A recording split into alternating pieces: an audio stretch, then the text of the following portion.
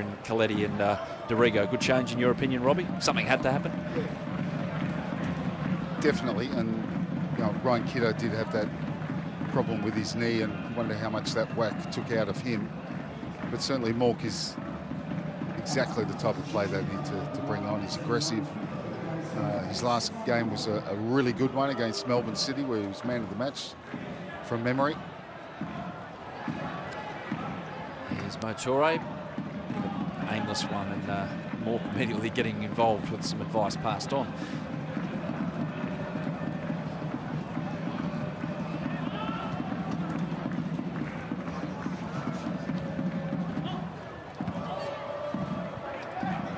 Brown starting position there, not much has adjusted, up near halfway for he and Hingett.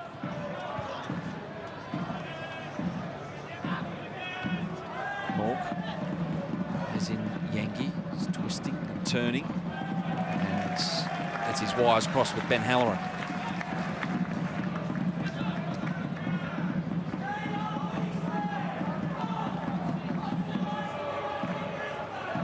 Unable to make Macklin Freak make a save in this first half, Adelaide United.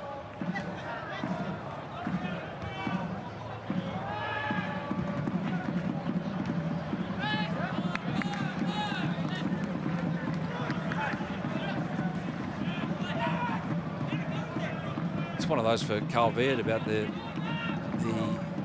reaction that he naturally wants to see. He can rant and rave all he wants, but managers sometimes, do they pass it on to their players, the responsibility? It's like, okay, well, show me something. No, you got yourself into this mess. You go and get out of it. It's a fairly common one from coaches. So look, there's time for shouting, and you've got to pick your moments, I guess, as a coach. Every coach has their own personality and the way they deal with it.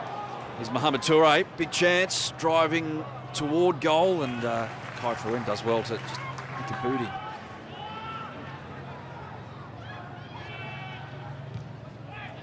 Smith hasn't quite got his crossing right this evening. You see Dorigo playing on the left-hand side, so it's a diamond midfield with Mork at the top, Coletti at the bottom, Dorigo and Halloran a little bit more tucked in. You'd see Halloran would be the one giving them width, so they'll play a little bit lopsided.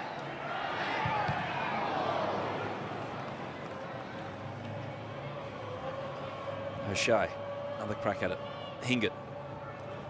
McDonald. Good defending from Coletti. Well, Halloran might be a chance here. He's off the Roadrunner.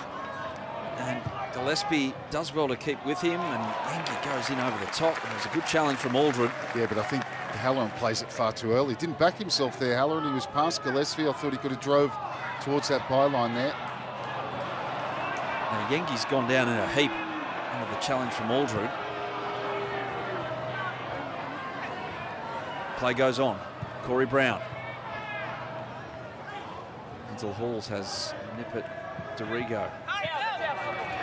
It's off Corey Brown, surely.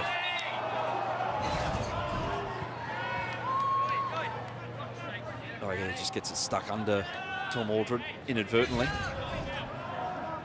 Or not. Could have done real damage. Toure.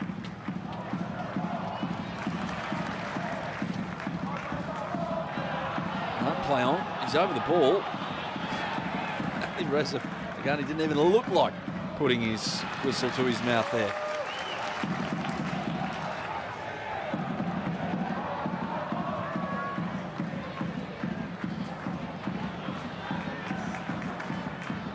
Anzaki.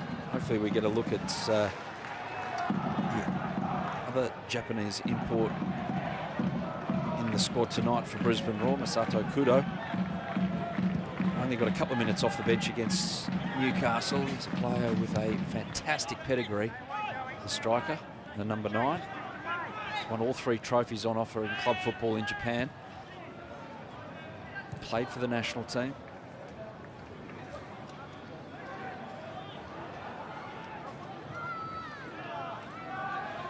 Joe Coletti. And Adelaide have started off this half with certainly more presence in the middle of the park. Space for Coletti there. Yeah, you never saw that in the first half. Yeah, Wasted ball. That transition, from the middle third to the front third is now going to be the key for Adelaide if they're going to get back into this game. It's all right doing a little bit better in the midfield, but they need a goal. Get down to John Cosmina. Cosy, what do you reckon of this tactical twist from Carl Viet and Adelaide? Oh, look, he's changed the things around in the middle of the park, and he's playing with a little bit more width. If you look at Mohamed Toure, he's starting in wider positions now rather than more central, so it opens up the three central guys at the back of the Brisbane defence. And let's have a look what happens with Dylan Wenzel-Halls here, offside. And he's got Stefan Mork and Louis Dorigo playing a little bit higher up, so he's probably looking like a more orthodox 4-3-3.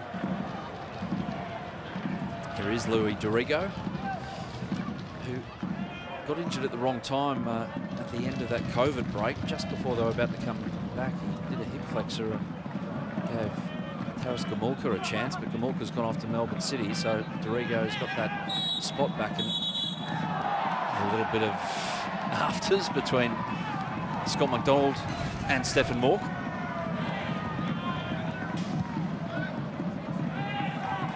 Macaulay Gillespie. And it was a case of mistaken identity on Scott McDonald, who Gillespie fled the scene of the crime pretty quick smart, and that was a wasted one from Adelaide.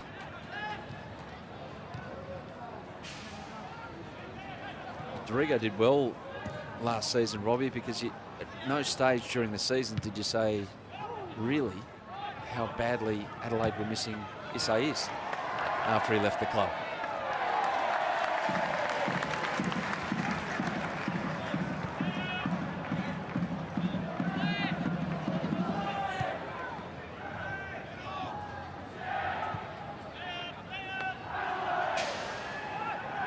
Yeah, still a young player, Dorigo, and yeah, certainly impressive last season, particularly when we came back from that COVID break where Adelaide were arguably the form team, but there was just too much to do for them to make the six.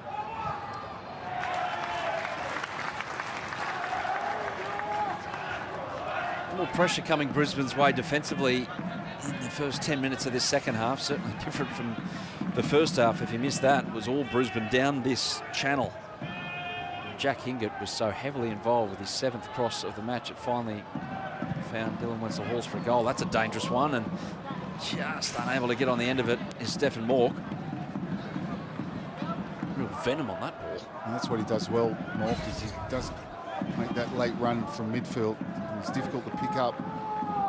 One was behind him, and Gillespie's in a real shoving mood. Gave him a bit of a shove. Maybe they didn't get on in Brisbane. I'm not sure. Maybe he promised him a lift one day to training and forgot to pick him up. He's never forgotten. Well, it doesn't really matter what coach you play with. For us in football, you can be playing against your best friend, but when you're out in the park, there's no friends. No. Elsie. You can see Brisbane's position. They're very deep. Toure, something out of nothing. Oh, for a ball, and it's Stefan Mork making these forward runs. You see there, Yengi, he's out on the right, wide right position, and Toure in the wide left. As Halloran was, in fact, Abitu on that right-hand side. Out comes McDonald. Wenzel-Halls, big switch straight away, and Brisbane are out.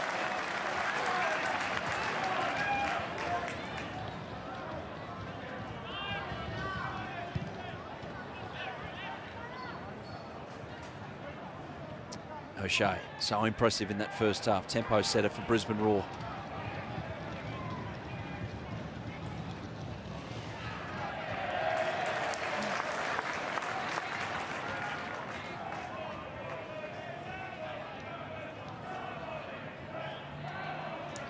Brisbane Roar in the Asian Champions League this season. A bit of a problem, though, that they have to go through 2 playoff stages if they are to make the group stage.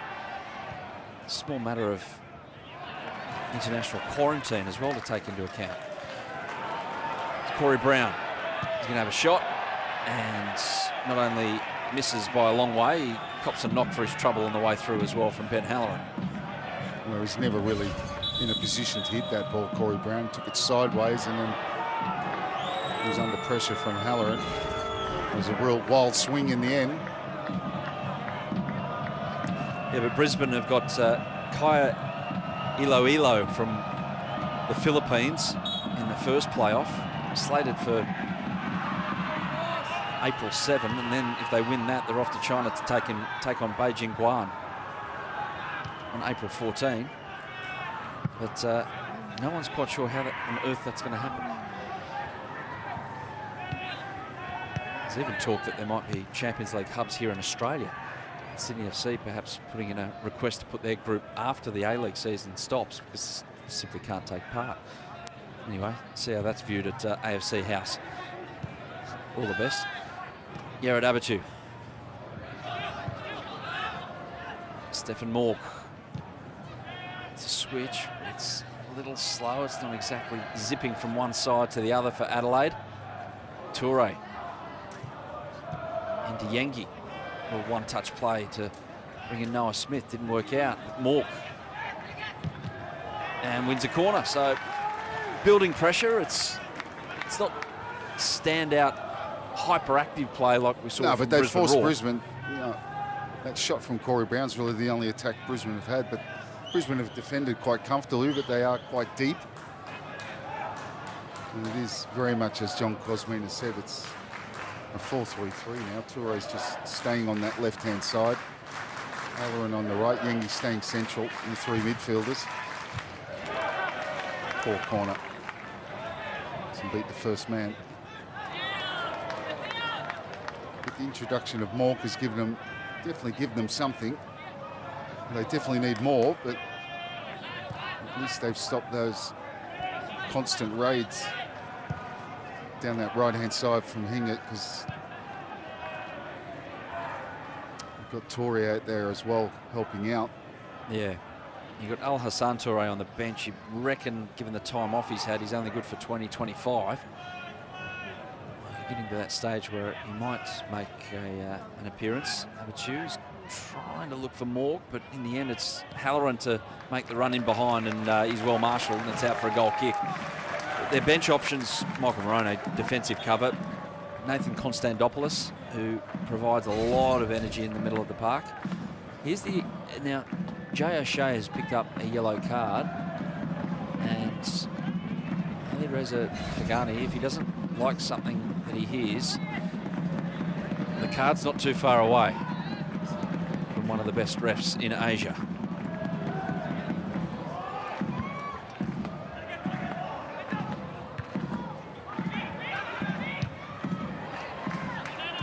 That was the moment where Corey Brown copped a little touch from Ben Halloran when he was shooting moments ago. So Jay O'Shea wasn't of the opinion that that wasn't a foul, and Ali Reza had the last say without saying anything at all. Mork with a blind pass, and it's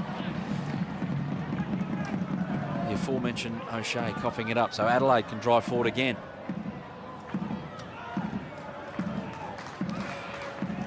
Haven't got their flow at the moment, Brisbane, that they had in the first half, and they want to be careful here if Adelaide's can turn it around. As I say that, it was a rather aimless one, giving away possession again. Hingett driving forward.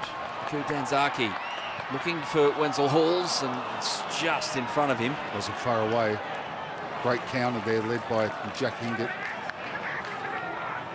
McDonald. He's got runners going forward, and it's Hingett at that far stick.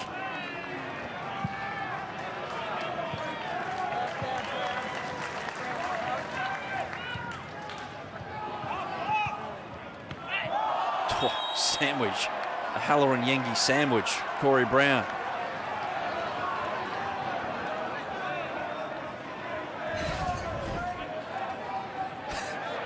Smashed.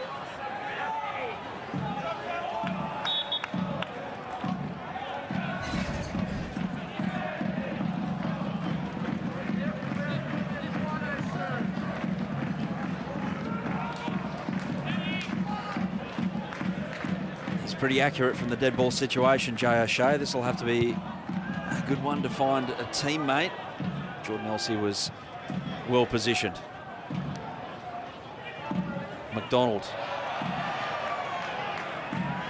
Well done by the youngster in front of him. 16 years his junior, Jared Abichu. Go again here, McDonald. Instead, it's back to Ramadak Bari. Big switch. Good switch out to Kai Truin.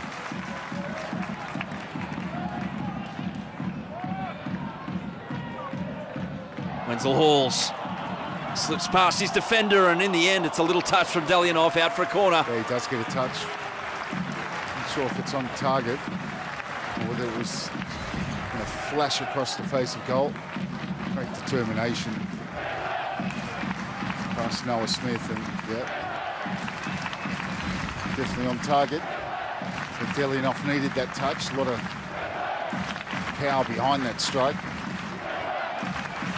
Really a chance out of nothing.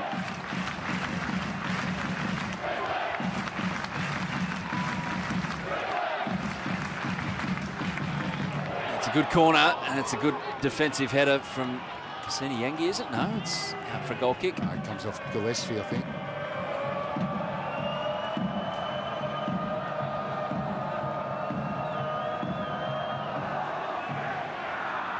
Of sharp stops from Delianov tonight. That's too slow a ball movement when you're playing out, and Corey Brown nips in, and in the end he somehow doesn't find Dylan Wenzel Halls.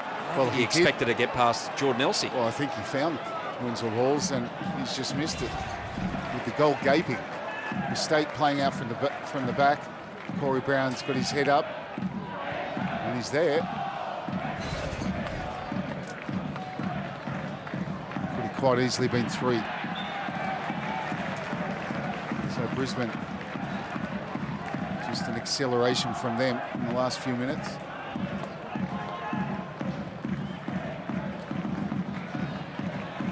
Tazaki does well and wins the foul from Coletti. How much did they miss Tommy Urich tonight, Robbie? Adelaide.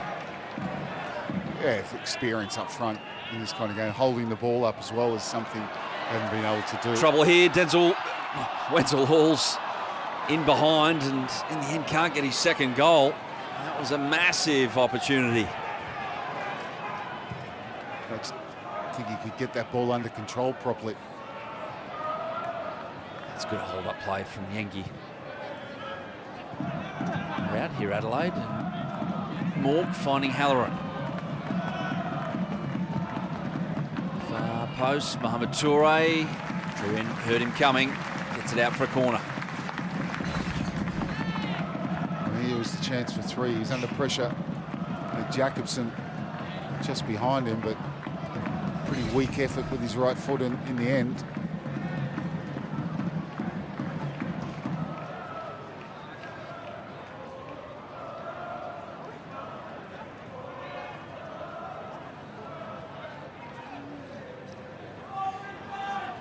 Ross Aloisi's in charge of set pieces for Adelaide United, and Toure gets on the end of that one, and if it went over everyone, Ben Halloran was free as a bird at the end there. We'll get down to John Cosmina. How do you see the match at the moment, Cosy? It's a critical juncture. Adelaide get one anytime soon. It's very much game on, but if Wenzel Halls takes that chance, it's good night almost.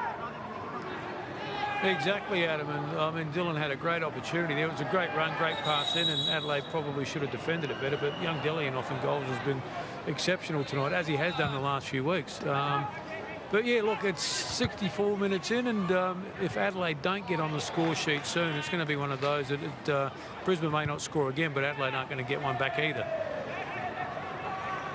Well, I hope you're wrong, because I want to see more goals. We all do. Hingett. He hasn't been Brisbane's best tonight. He's been close to.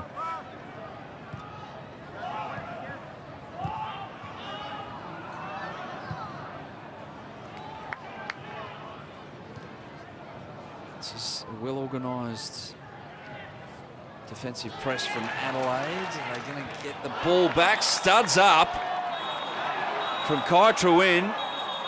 There's a lot of whistling from the referee. What colour is the card? It's yellow. It's yellow. It was yellow out of the pocket. He hasn't changed his mind. Eddie Reza Fagani's been reminded by Jordan Elsey the physical problems Joe Coletti all of a sudden has.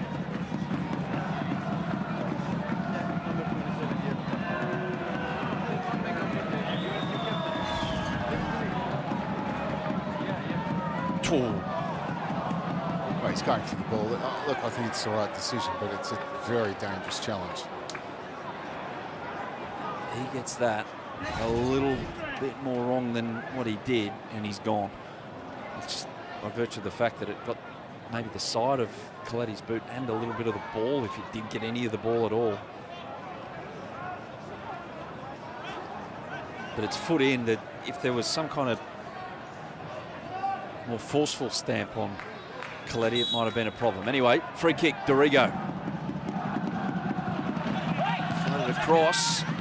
Defending from Aldred. It's not away yet. And Freak has something to do finally. He punches it away. Oh, Torre makes a mess of that, but cleans up.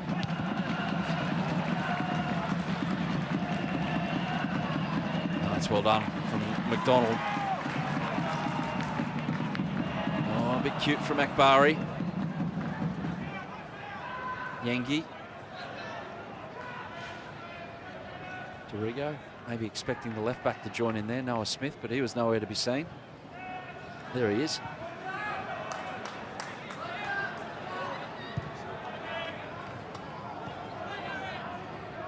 He's got no one in this half of the pitch ahead of him. At least he does. Halloran, who's hiding out there. Coletti's okay. He's up, challenging for that one.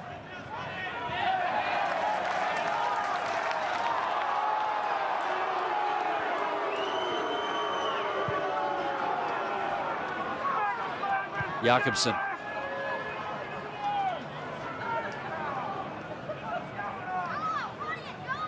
Continues his run, does Noah Smith. Toure.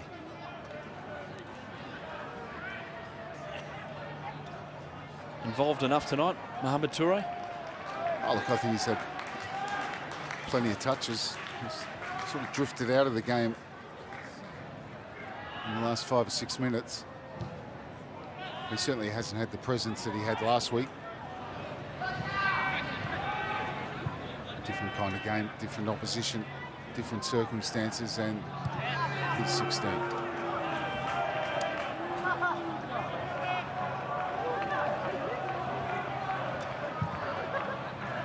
Playing his 14th game of A-League football. Mohamed Toure.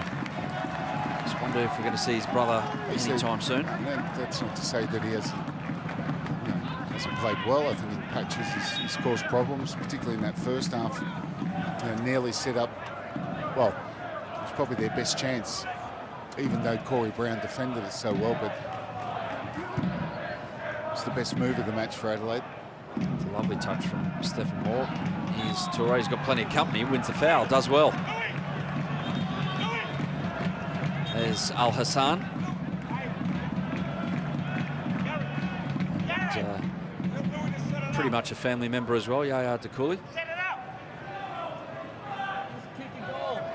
He's really close with the Toure brothers.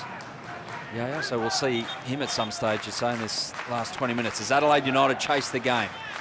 A lot of thought gone into this free kick, as you heard from Ross Aloisi alongside Carl Viet there. Top of screen, Jakobsen doesn't get there.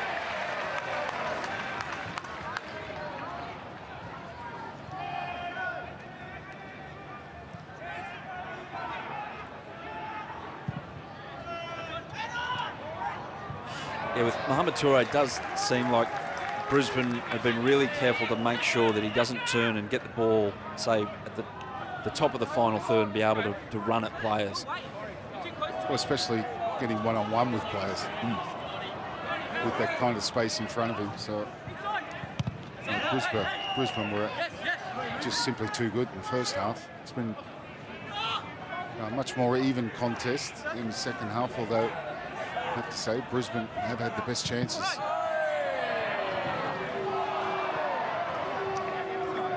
That's the beauty of playing in the A-League, though, and given an opportunity to, face different oppositions in a professional environment, develop that way against an opposition nullifying what your strengths were and trying to find another strength that's going to cause them a bit of danger. That's a foul from Stephen Mork. Clear as day.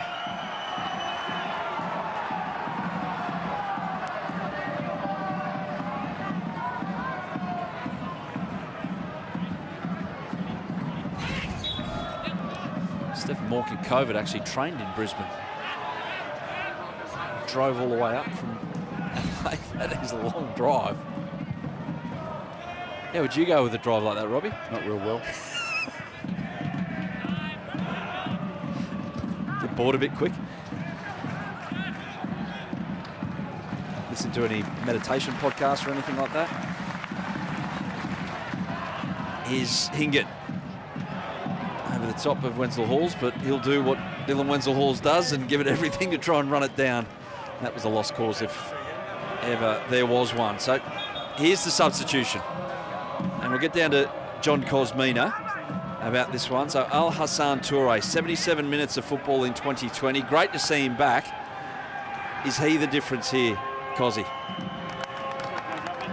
Well, it depends. He hasn't had a lot of match minutes, and that's going to be always the big test. Nathan Constantopoulos on as well. A double change. Calvert's throwing all the cards into the hat, into the ring, I guess. He's got to do something to try and get that goal on the board and get Adelaide back into this game. Al Hassan Toure, given there was no FFA Cup last season, he's the reigning Mark Viduka medalist for the best of field in a final. Memorable performance against Melbourne City. It was a while ago now, October 23, 2019. Feels like about 4 decades ago, given what's happened, but here he is back on an A-League park and hoping to make a difference as Adelaide have about 20 minutes to sort themselves out and try and get something out of this contest, which for the most part, they've been second best.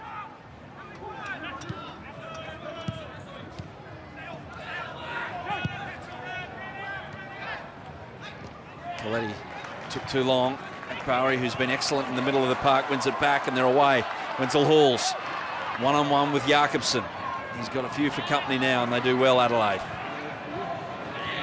Halloran can go back the other way straight away. Yeah, and that's where he's got to do better, Wenzel Halls. Is he on? Hassan Toure brings it down with the neat flick and Freak gets it away with his feet. Was offside in the end. Wenzel Halls at the other end had a great opportunity. Scott McDonald was coming down the left-hand side and he didn't see him. And that's one thing. He's in super form, goal-scoring form at the moment. He's certainly a handful up front. Just making better decisions in all facets of his game. That's how he's going to develop and become even a better player.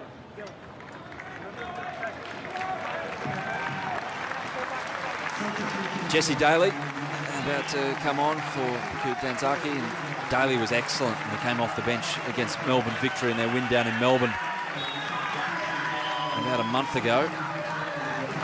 And Daly, who lost his spot in the starting lineup with this tactical tweak, Kai Trewin came in for him and went as a right side of a back three, but Daly is out there now and will provide a lot of energy in the middle of the park. First touch too. Even better second one, plays in Wenzel Halls. McDonald's waiting in the middle and he's just given a nudge at the last moment from Jakobsen. Great start, Jesse! Yes, indeed, great start, Jesse, whoever that was. Maybe his uncle in the crowd or something, or a mate. Big chance. Very good chance. Wenzel Halls playing it first time across and Scott McDonald just couldn't get it on the end. It was good defending from Jakobsen in the end, but super ball from Daly. The 2 touches and 2 really good passes, one setting up that chance.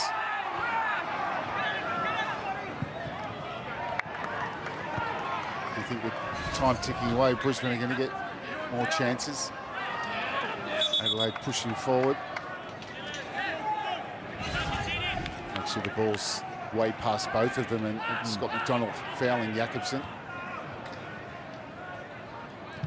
Maybe played it a little bit too early, Wenzel Halls there.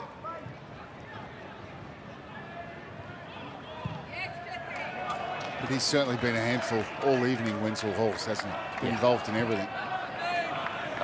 He just does not stop moving. Here he is again, cutting back, looking for this right-footed shot, which didn't get the curl that he wanted.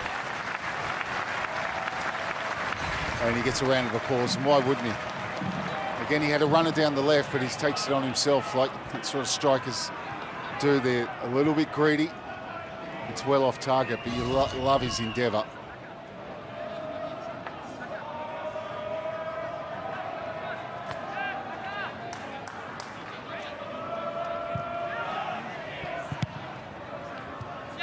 In a past life, he must have been a blue cattle dog on a sheep station or something. He's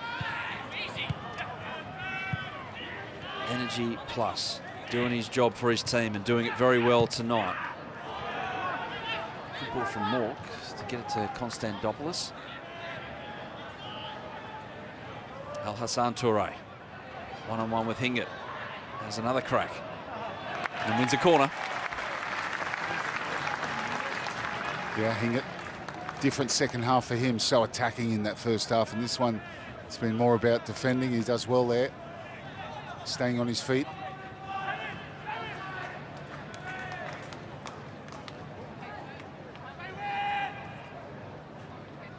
Konstantopoulos with the corner.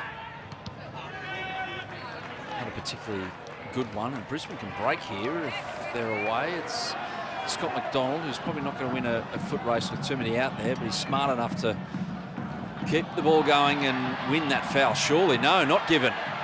Mork wins it back, and that was an opportunity there almost for Yangi to play in Al Hassan Toure. Well, I think he tried, and it was well cut out. Scott McDonald won the foul. The ball from Corey Brown. Wenzel Hall's one-on-one again. 23 on 23. Elsie cuts in again. Can he get the curl this time? Oh, it's a horrible mistake, unfortunately, for James Delianoff. But Wenzel Halls, he's rewarded. He's got a double. And Brisbane have all 3 points. Well, I think it dipped horribly for Delianoff, and that's trying to be kind to him. But you get how positive this kid is.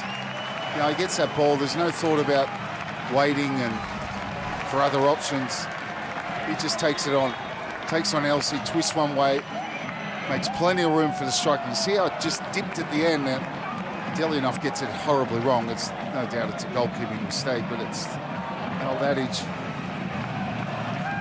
If you hit the target, anything can happen. And that's what he's done.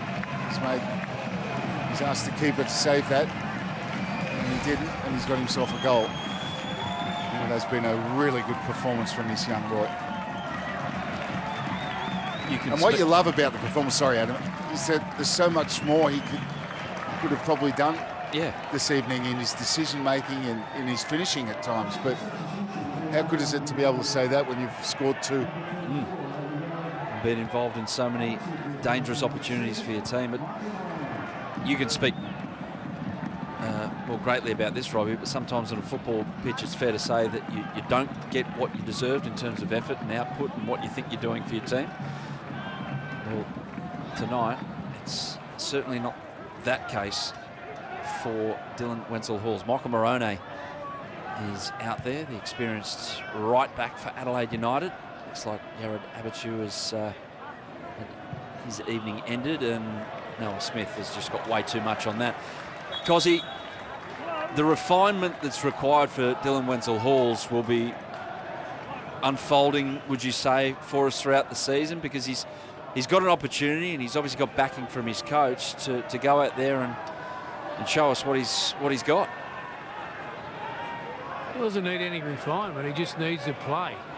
If you think back over his A-League career until Mooney basically got in charge, he was always getting subbed, he was getting left out, he was never getting 90 minutes on a consistent basis, and Warren Moon's given him that opportunity, and he's, repaid in spades, hasn't he? And Cozzy, that's what's happening all around the country at the moment. These young players, they're not going in 20, 30 minutes and being left out the next week, or starting game, getting taken off after 60, disappearing for 5 weeks. The coaches, that should be easy. Robbie, and they're staying in the team, and that's what happens. On, and if you give young players enough games. Well, think back to your career. Frank Arrett gave you a start as a 16-year-old, and he backed you week in, week out. And that's how right. good was that for your confidence? And that's what the kids need. We've got the talent here. They just need the backing. And the public need to start understanding that as well. I think they're buying into it, which is great, the supporting public. And the great thing about the young kids is Kudo comes on. It's a big moment for Brisbane Roar fans to see him. But the big thing is, it's not only young players around the country playing, but they're deciding football games. They're prominent. They're being decisive. They're making a difference because they've got that innocence of youth. So Konstantopoulos from outside the area, and he's beaten Macklin Freak, who wasn't quite expecting that. So Nathan Konstantopoulos, he's got that in his bag. Another young player, continuing the theme that we're on about at the moment here. This one at Redcliffe. But saw him score a great goal against Western United on Australia Day. Not long after he blew his knee out, he's back playing football. And that's what he's got. Well, once he gets the ball, he's got plenty of time to advance forward. He's not closed down, and he gets some power behind it. And Freak can't stop it at his near post. In off the post, that's a real good strike. And that's from the substitute, and that's what you want from your substitutes, to have an impact. It's ironic because we're talking about young players, and another one steps up and scores. Yeah, he's 24, Nathan Konstantopoulos, but he's had a few injuries, and when he started off in Brisbane back in 2016-17, played just the 2 games there at A-League level, but went back to his hometown Adelaide to get his career going. And yeah, he's a good player who provides a lot of drive, and as you can see, he's got goal-scoring threat as well. So game not totally gone. We've seen some ridiculous finishes in the A-League, especially in Brisbane. Usually it's Brisbane coming up with the ridiculousness. That's not out of it totally, Adelaide.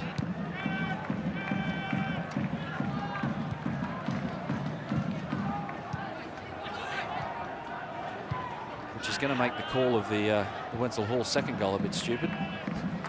Wrapping up the 3 points with the third goal. Minutes later, it's 3-1. He's Adelaide again. Yangi. He's battled hard all night.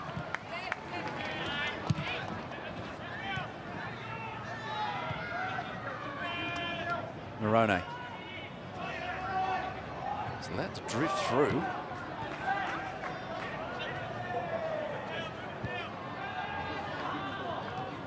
And calmly out for Brisbane, just about. No, not quite. I think it loses out. Konstantopoulos throwing himself about. Jakobsen on the front foot, gives it away. They can hit them in transition here. Akbari. Wenzel Halls is finally, for the first time tonight, I've looked at him off the ball and he's not running. Just on the substitute, Masato Kudo as well. He has some pedigree. As Yaya Dakuli is about to make his entrance. And it's Noah Smith, the left back, making way, but Masato Kudo was actually a teammate of Bessart Barisha at San Frece a couple of seasons ago. He might get an opportunity here in the middle. Not with a cross like that, unfortunately, but yeah, Kudo is fantastic pedigree. He scored 93 goals, the most ever for a big club in Japan, Kashiwa. Hasn't played a stack of football in the last couple of years. He's only 30.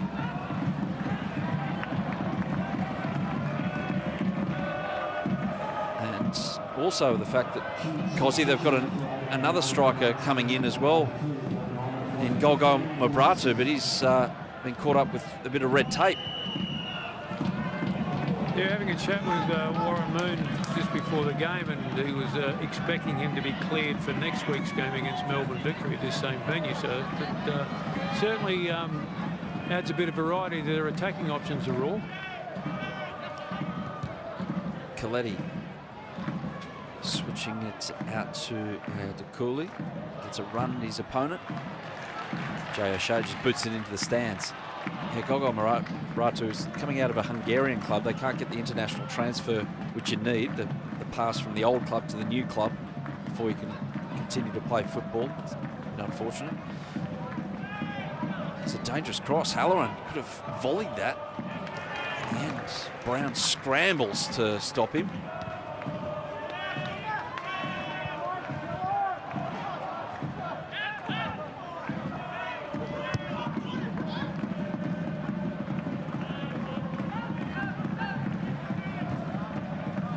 Elsie, Mork, Maroney, and Freak does really well to stop a corner.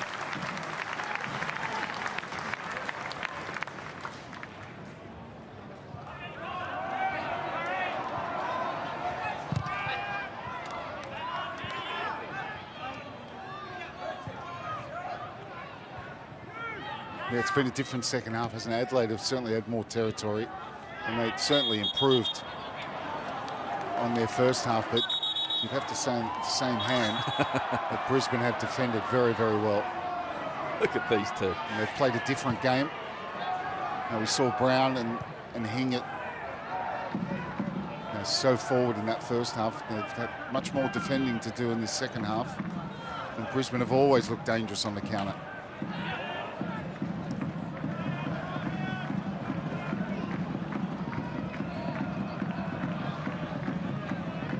Toure looking for a quick turn, didn't come off.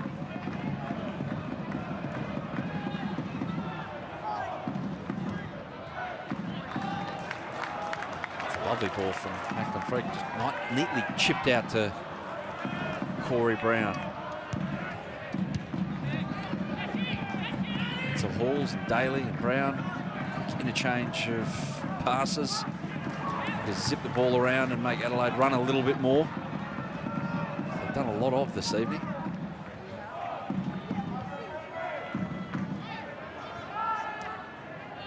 Konstantopoulos, the goal scorer for Adelaide.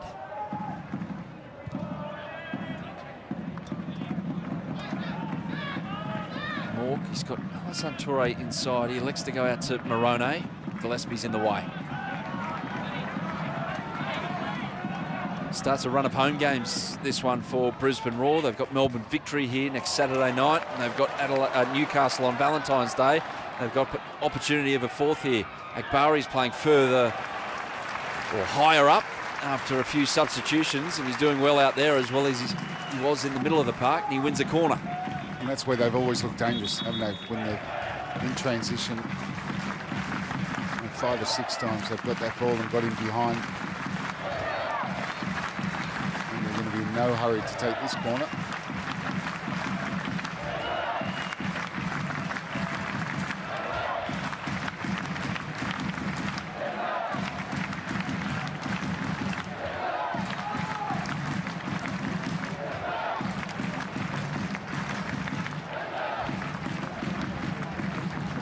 It's a short one.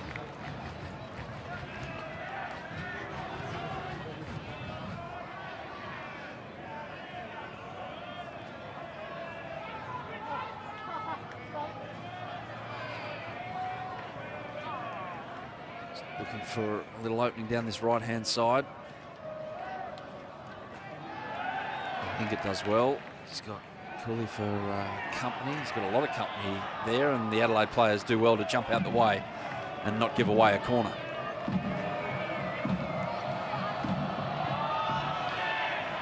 Almost into time added on.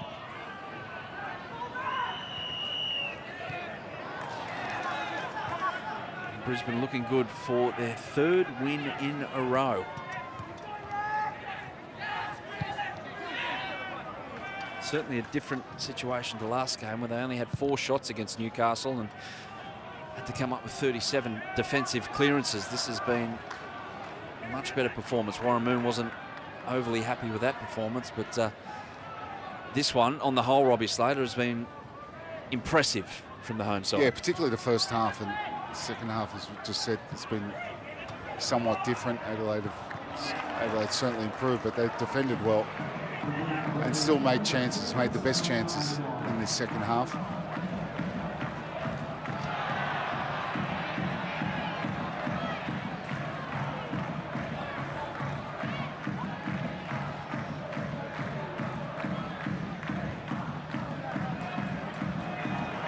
Kudo given one to chase against a fellow veteran in Jakobsen. The latter does well. Poor old James Delianoff is copping it from those Brisbane fans there. That's a horrible giveaway from Konstantopoulos, and Daly plays forward looking for a hat-trick. Wenzel Halls, no chance he was going to pass that. And fair enough too. Expect nothing less from the striker, Robbie? No, he had no other option anyway. 2 defenders there. So we're done one of an extra 3 minutes here at Redcliffe, and Brisbane are certainly looking good for these 3 points.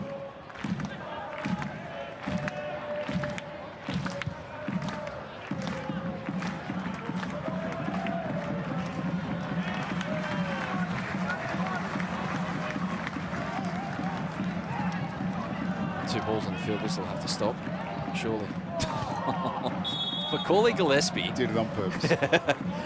That's just petulant.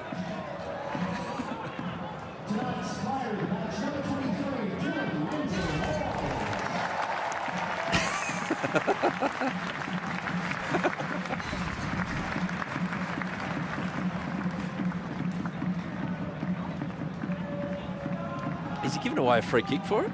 Or was it something else? I was too busy laughing at what Gillespie did. Anyway, it is a free kick. Konstantopoulos, dangerous area here for Adelaide. Dangerous ball, but well headed away. Jakobsen gets another crack. Straight back in. Fred comes out and claims well.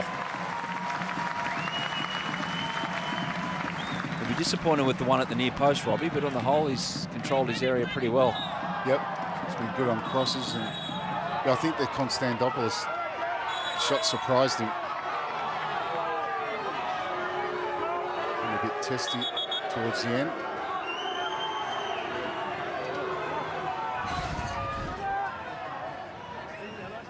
He has a wonderful way of antagonising the opposition, Dylan Wenzel Halls, as well as his undoubted skill. Remember the night he pulled the mullet of Ryan Grant? That went down well. And Warramoon's seen enough. Does well. Has a laugh with his coach. Well, one of the coaches, there's Warramoon there. It was one of the assistants, and Ramit Akbari himself was very, very good tonight. Yeah, Brisbane haven't had a bad player. They've all performed very well. Calvert will be back to the drawing board. Away from home, they just don't look the same. The side that played so well against Victory last week. It's 8 conceded in 2 away from home. No victories, but 3 in a row for Brisbane Roar. Really good home performance from Roar. What we've known from the club, their home ground has been a very difficult place to come over the journey of the A-League, be it Suncorp Stadium or this new home just north of Brisbane, Redcliffe. Joe Ingham came out for about 3 seconds before full time was blown, and in the end it's 3 points for Brisbane Roar. Joey Champness was a late introduction as well, but a really impressive performance from the home side. Warramoon can be well satisfied by what his side has done tonight. In the end, full time in Brisbane.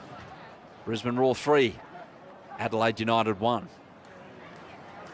And we'll wait for John Cosmina to catch up with a couple of the combatants tonight. Your overall assessment, Robbie, of Brisbane's win? Yeah, very good. Deserved.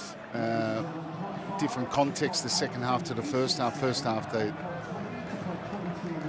just wiped Adelaide off the map, and that made it hard for Adelaide to play, catch up from there. 2 goals down at half-time, and the one on the stroke of half-time was a killer from Jay O'Shea.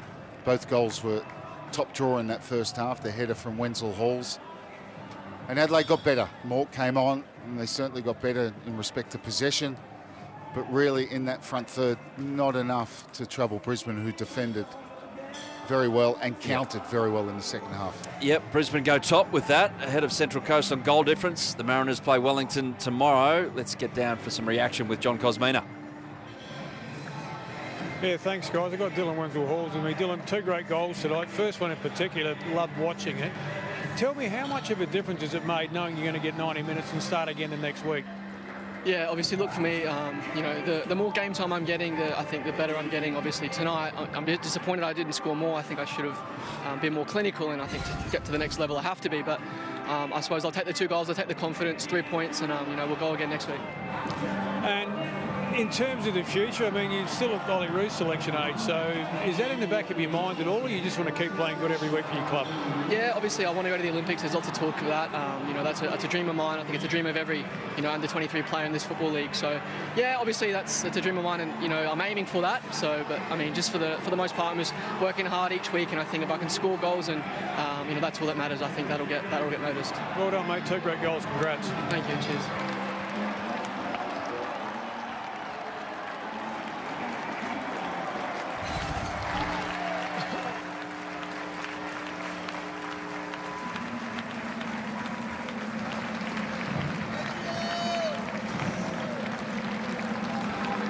Also got Ben Halloran here with me now from Adelaide's point of view. We've got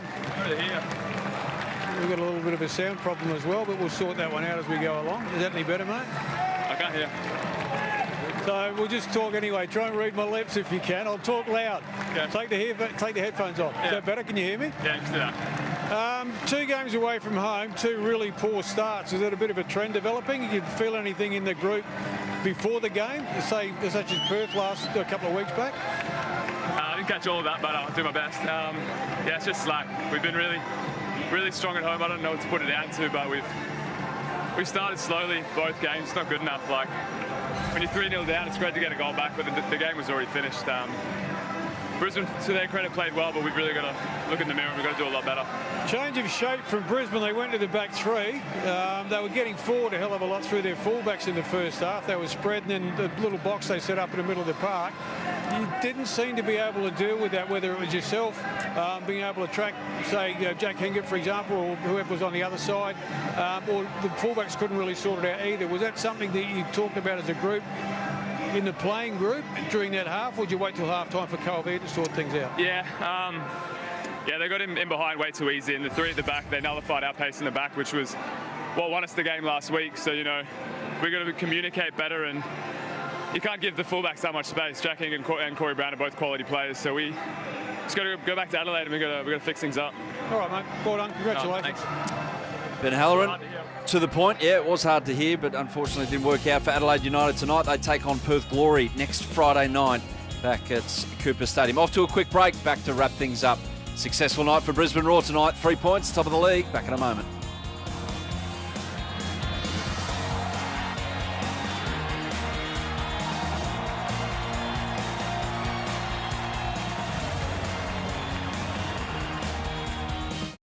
At Australian Outdoor Living, we know how special home is. It's your piece of paradise where the best memories are made. Our quality outdoor home improvements bring your backyard dreams to life with custom patios, pergolas and verandas, premium artificial grass and stylish outdoor blinds. Put your home in hands you can trust. Australian Outdoor Living, bringing backyard dreams to life. Australian Outdoor Living. Outside, it's something to look at. But inside, it's a space to be. A space we fit our lives into. A space that brings us closer. That spans generations. Where we go to let go. In a Mazda, this space is 100 years in the making. And summed up in 2 words. Zum zum. There are those out there who value their homes a little differently. At Macquarie, we call them good borrowers. They understand a home loan helps them progress in life and doesn't stop them from living it. If you look at your home in the same way, we'd like to welcome you into ours. So you can say, I bank with Macquarie, the home of good borrowers. I think we should sell the house.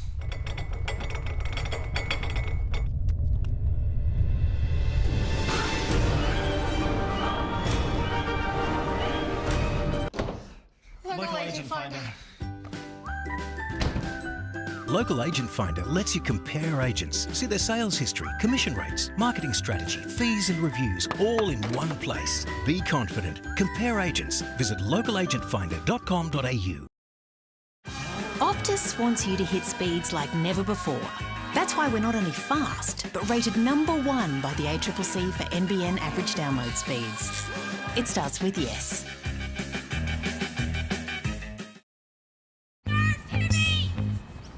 You can always bank on Martha get a little too excited when I'm batting. Just like you can always bank on CUA for 0 monthly fees. Hit a big one! Big thing!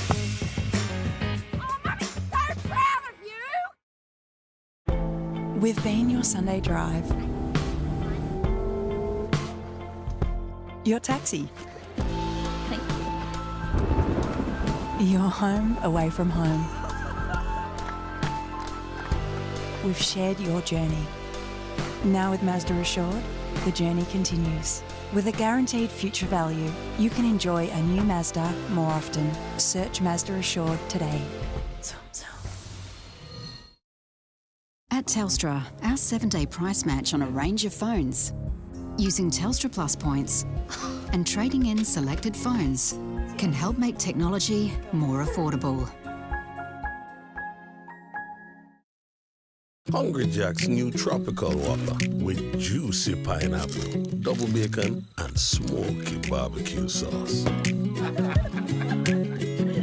The Tropical Whopper, only at Hungry Jack's. What is up? It's an attitude. Up is where your future could be. Reach up. Lift someone up. How high you go? Well, that all depends on what you do next. Air Force accomplished. Fantastic home performance from Brisbane Roar. Way too good for an under-par Adelaide United tonight in the third match of our triple header this Saturday from the A-League on Fox Sports. And we'll recap quickly the other games shortly, but Brisbane just a step ahead in just about every single department tonight. All 3 points, top of the league. Let's get down to John Cosmina with more reaction. Yeah, thanks, Adam. I've got Tom Aldwood, the Brisbane captain. Tommy, great performance tonight. You look at the Newcastle game, well, you got the points last week, but it was tough. You're under the pump the whole game. Bit of a tactical tweak from your coach. Did you expect it to actually work quite so well as it did in that first half? Yeah, completely different performance from last week. I felt that we were poor last week and we were lucky to come away with the 3 points, even a point to say. But no, tonight I thought we were excellent. Back to our best, probably the best performance of the season. Some real good individual performances. And yeah, as you say, first half I thought we were excellent.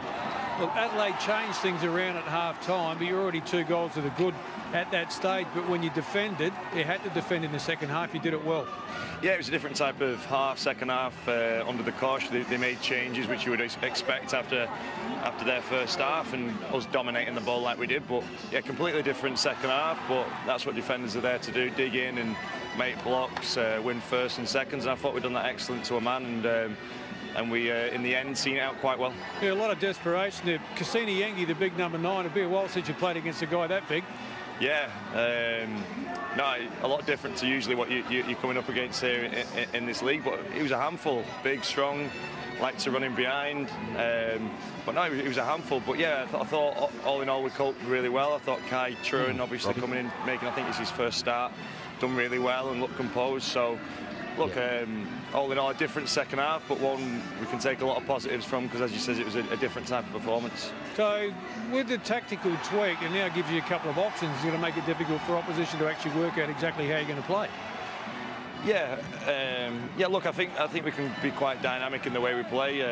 We've changed formations this season from what we were last season.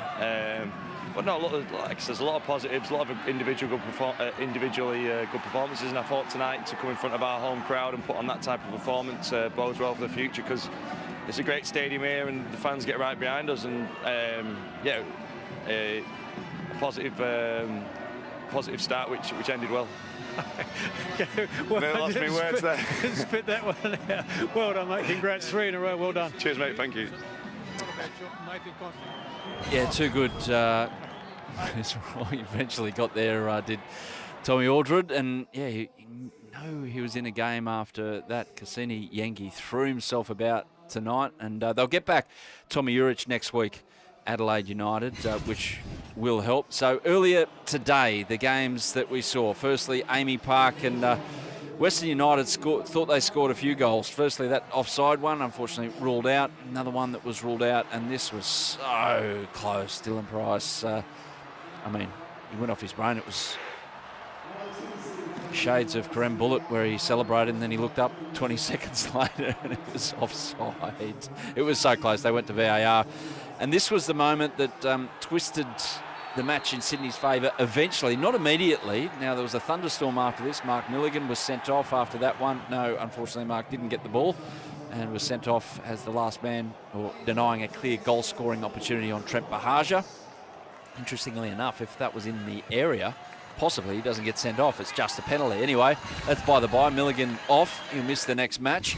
And Sydney FC ended up winning the match 3-0. Down to John Cosmina now again. And Cosy, Central Coast Mariners, over to them. Oddly enough, we're still speaking about them a month into the competition. They get a point tomorrow. They're top of the league again. But Wellington are favourites in this one. Deservedly so?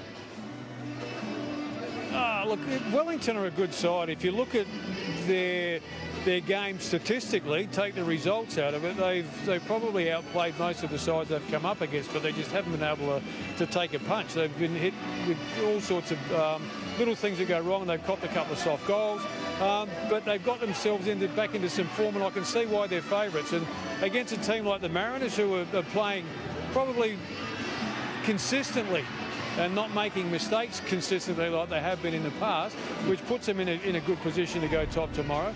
It's going to make a very good game, I think, but I can see why Wellington are favourites. Yeah, Wellington, we'll see what kind of team they put out, and we understand that Ufi Tale is going to make a couple of changes. They get Alex Rufer back after that ridiculous red card, Robbie, which is good to see. But Cosy, thank you for your time up there, and get safely back to Brisbane. Enjoyable night again in front of the home crowds there up at Raw's new home. It's been fun. Good to talk to you guys. See you.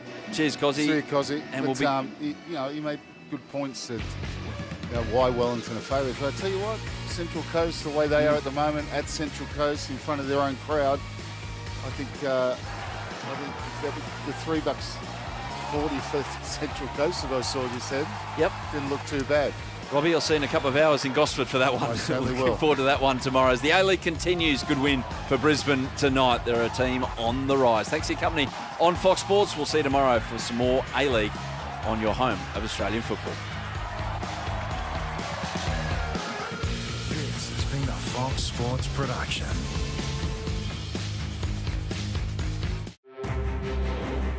This program brought to you by Bunnings Warehouse. Bet365. Gamble responsibly. Macca's new summer range. Amy. Lucky you're with Amy. And Burson Auto Parts. Over 190 stores. We stock parts. Lots of parts. Outside, it's something to look at. But inside, it's a space to be. A space we fit our lives into. A space that brings us closer. That spans generations. Where we go to let go. In a Mazda, this space is 100 years in the making. And summed up in 2 words. Zum zum.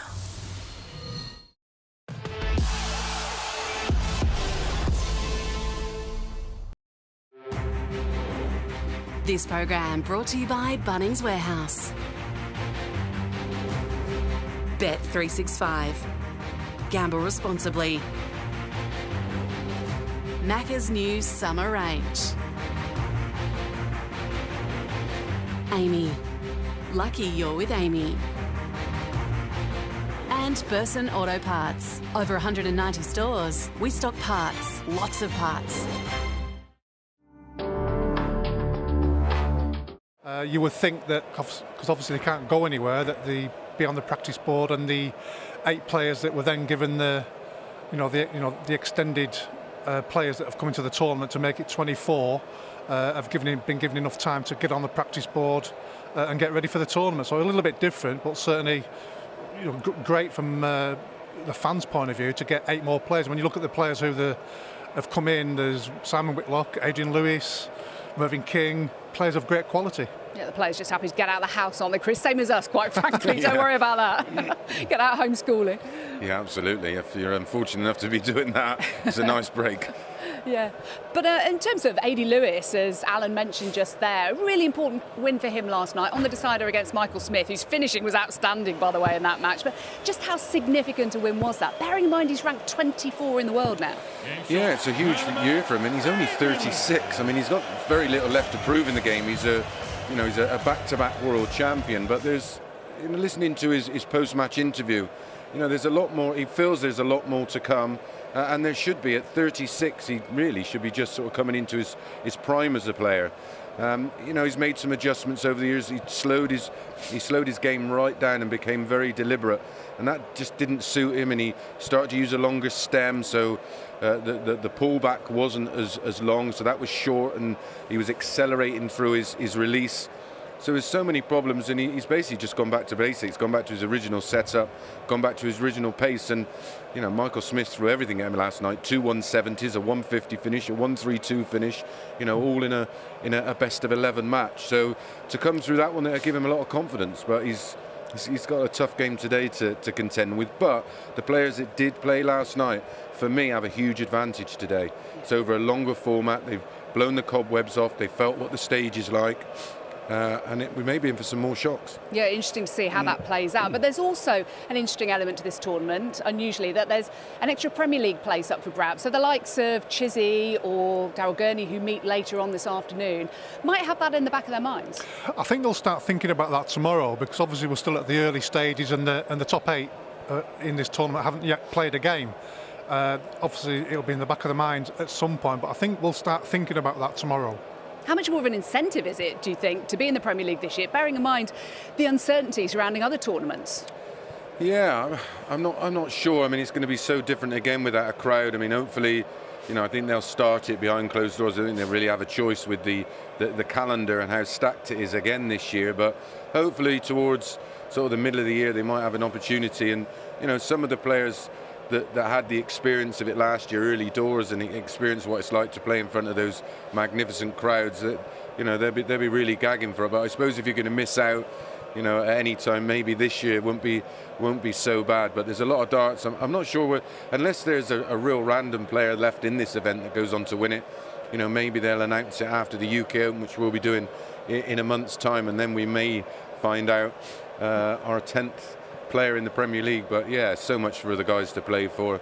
It's going to be a fascinating year to see how it plays out. So many players that showed great form towards the back end of last year that seem to just be ticking over nicely again at the start of this year. Absolutely. Talk of the devil. We'll be talking about one in a moment. Thank you for now, Alan. You'll be off to the commentary box right now. We hear a lot about up-and-coming darts players, don't we? But what about some of the talent, resilience and work ethic of some of the more senior professionals? After the break, we'll hear from a man who's enjoying a renaissance in his career at the age of 54, Mervyn King.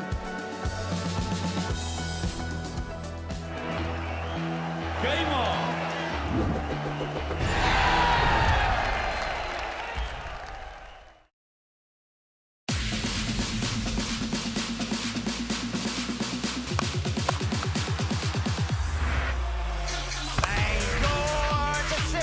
Catch it in the crowd.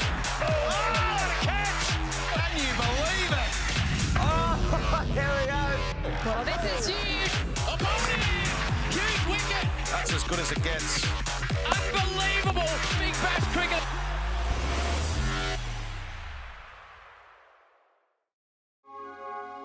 I've never seen anyone put their IQ on a CV before. Why are you here? Wake up! People know what they're joining.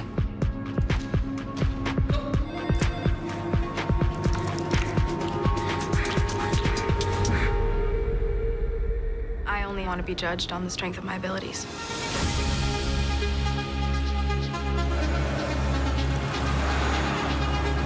With this year's graduate class, please assemble for your induction. You ready to be indoctrinated? This is a play for the end.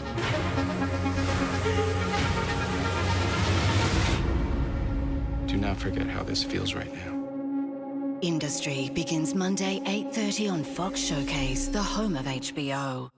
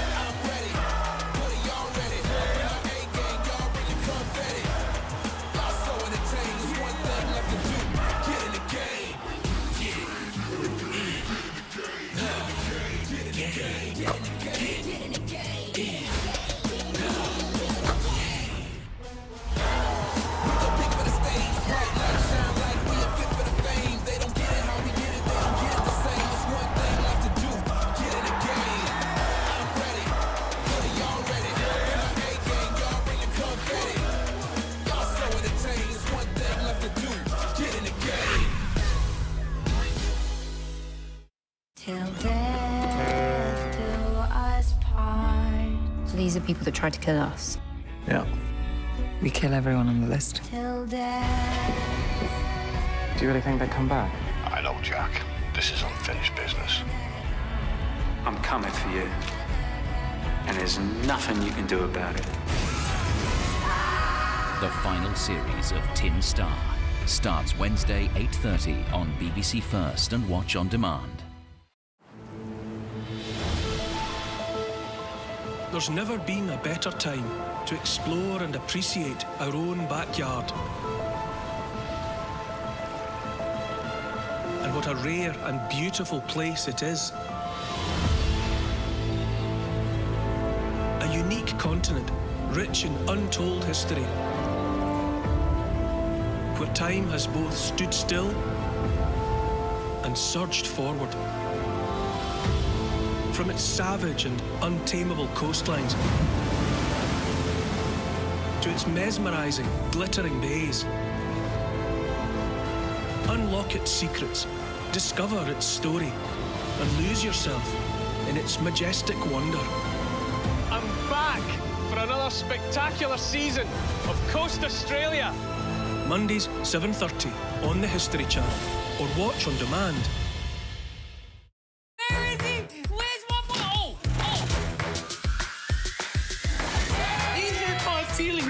The new season of Gogglebox Australia begins Wednesday, February 17, first on Lifestyle and Watch on Demand. Your time will come, Diana. You will become all that you dream of and more. The world needs you. Oh my gosh. Nothing good is born from lies. And greatness is not what you think. Express release. Available now in Foxtel Store.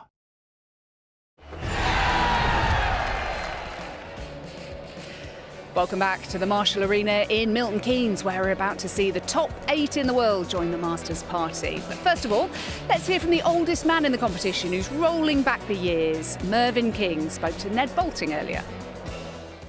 Well, Merv, very, very efficient performance to get yourself into the second round. You must be delighted to have basically picked up where you left off in 2020. Yeah, it wasn't that. It didn't feel like that 2 or 3 weeks ago because I built myself up for the Worlds and the Masters wasn't even in my thoughts because I was outside the top 16. And the form sort of fell away a bit and the feeling and everything else. I was like, take a couple of weeks off, and then the next thing I heard that they've extended it to 24 players, which gave me a shot at it. I get back on the practice board and the form's right out the window, so that took a couple of weeks of hard work to sort of find it again. But yes, that's feeling good. Hard work on and off the hockey, the old delivery job still ticking along in the background, isn't it? Still enjoying that? Yeah, it's something different. It's something I haven't done for 20 odd years. So it's it's just nice to do something and get home at night and think you actually made a difference, you know. Yeah. Well, whatever it's doing, it's working, isn't it? That's self-evident. I mean, it's been a sustained period of really, really top form from yourself at the moment. Can you put your finger on why? What's going right at the moment, Murph? Yeah, a lot to do with it is the change of darts, change of equipment. The barrel's a little bit shorter, so it's made the point of balance a little bit different. Length of point has made them straighter. And my change in practice and throw as well. The throw was a little bit more straightforward, a little bit harder, a little bit flatter. Not a lot. You'd have to sort of compare the two side by side to see the difference. It feels that way anyway. And this tournament has been both bitter and sweet for you, hasn't it? I don't want to remind you, but I'm going to remind you because that's what we do on television, isn't it? Of 2014 and that. Yeah, you got a habit of it. That epic final against James Wade. I mean, we think about it quite often, and the memory's remarkable. Did you just push it to one side and move on after the disappointment? Always, you have to. If you don't, that'll affect you. So it lasts for a couple of 3 days and then it's gone. And it's quite a long time ago in the past. Much more recently, though, pushing Michael van Gerwen all the way at the Players' Championship final. That was a marker of quite how well you're throwing at the moment, wasn't it? Yeah, thought he was outrageous, not giving me a chance at 45. But no, it's I played some good stuff in the Players' Championship finals. Pretty pleased with that, especially coming back from the deficit against Eamon Hetta. Knew what I had to do, dug in and called on it, and they were there. So I was quite pleased with that. You seem completely relaxed at the moment. You seem happy. You seem like you're enjoying it. I am very happy. It's the love of the game. I've refound the love of the game, and as I say, it's because of that the results are coming. So it's a nice thing. A long may it continue. All right. All the best. Thanks, Murph. Cheers. Now, it's great to hear about that work ethic of the likes of Mervyn King and Simon Whitlock still going strong in the game. Well, here's a reminder of what we have to look forward to this afternoon, and we are ready to welcome the first players of the day. The 2018 world champion Rob Cross had a tournament to forget last month. He fell at the first hurdle to Dirk van Dijvenbode, so he would love to get a winning start here against Mervyn King. Today's match is now best of 19, or the first to 10. So let's get the action underway, and over to your MC, John McDonald. Hello and a very warm welcome. You've joined us live on ITV Sport from the Marshall Arena here in Milton Keynes. It's the second round action of the Ladbrokes Masters, all brought to you by the Professional Darts Corporation. And now, ladies and gentlemen, for the millions of viewers joining us around the world, it's time to meet the players. Ladies and gentlemen, a former Masters finalist and a winner of 8 PDC titles. Time to meet the King, Mervyn King!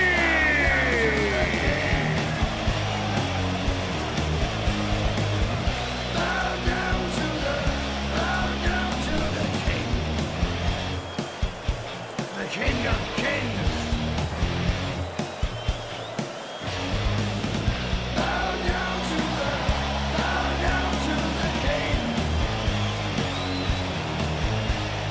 And now, ladies and gentlemen, the former European champion, the winner of the World Match Play, and the former champion of the world vaulting, Rob Cross!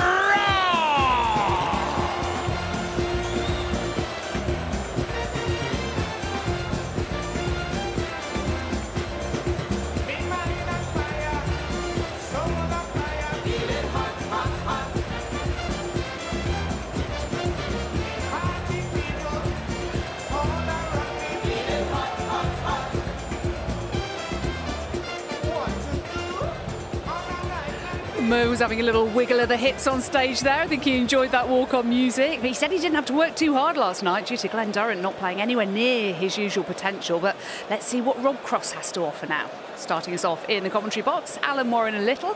And good afternoon, John Rawling. Hello, Jackie. Hello, everybody. It'll be interesting to see how happy Mervyn does here. Rob Cross, well, he's overdue a run in a tournament. He's not been in good form of late, still ranked number 4 by the PDC, but it tells you all you need to know that Mervyn King, ranked a relatively lowly number 20, is the 6-4 on favourite to win this match. Mervyn has really looked good in recent months. Got to the final against Michael van Gerwen in the Players' Championships final and looked pretty good yesterday against Glen Durrant, averaging 102 coming through that match. And I know we were having a little chat before we came on air, Alan. I think there's an argument, isn't there, that I think Mervyn at 54 is playing as well as he's ever done. I totally agree, yeah.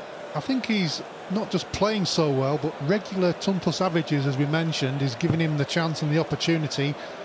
But he just looks happy. He's in fine fettle. He's looking forward to every game that he's playing. He's always here quite early. Always gives him the best chance, the best practice regime. Changes it a little bit, but he's always one of the first in the venue. But for Rob Cross, had his moments in 2020, but first leg, Rob, few and far between in terms of consistency from a player of his calibre. But you just feel it's in the locker, but he just needs to open the door. Well, let's see if today is going to be the day. Nice opening couple of darts. 140. And that'll do very nicely as an opening foray. World champion back in 2018, Rob. Mervyn, who's 100 tinkerer with his darts, says that he's changed them and it's serving him well. He's changed his throw a little, not practicing quite as well, not putting in the time quite that he has done in previous times. I suppose in athletes and boxing parlance there was a danger that he was leaving it in the gym. Well, you've got to find what's right for you. There's Mervyn King. It's the first maximum of the day. Could be the first of a few. Longer format, this one, of course. First to 10. And the winner of this one will play either Nathan Aspinall or Mensur Suljovic. Previous matches between the two, I know people like to hear these things. It can 96. Be a guide for a piece, with Rob Cross with the 2-1 advantage in matches in front of the television cameras. Right, well, first check-out opportunity with the throw. That's a loose start, dear me. Treble 16 he's looking at, and he's missed it, so an opportunity for Mervyn. Chance to break the throw, Alan. Yeah, it's good scoring leg from both players so far. Cross didn't have that opportunity at the double. Chance for King. Is he going to stay there? 25 and ball. Well, he's missed the 25. It's always the danger. 77. 125 going for the bull route. 48. So 48 on throw. Last thing he wants is to surrender a break so early in the match. Double 16. The trademark step back as he refocuses on the double. Now double 8. 40. Right, really is a chance for Mervyn now. 48. See exactly what Rob thinks of that. Yes, especially when you've left yourself 87 after 9. 28. He was going for double tops there. Sorry about that. Rob, you require didn't get 8. it. So you, I guess, didn't miss anything. Double 4. Both players 2 darts at the double. Great scoring leg. The doubles are eluding him. Shake of the head from Cross. Doesn't like the lie. 4. Well, Mervyn, you require 20. So important, these early legs, John. And there at the third time of asking on the double, Mervyn King puts it away. Like Mervyn and gets the break. Game on. Well, a mess about on the double, but still a 16 darter. 5 darts at the double from Rob Cross. Left himself 87 after 9 there, John. 123. Yeah, his scoring was nice, wasn't it? But then when he got onto the doubles, we could all see what his reaction was to what he was producing up there.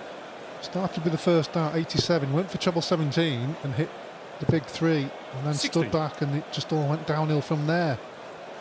But having 5 darts at the double is certainly not what you expect. 85.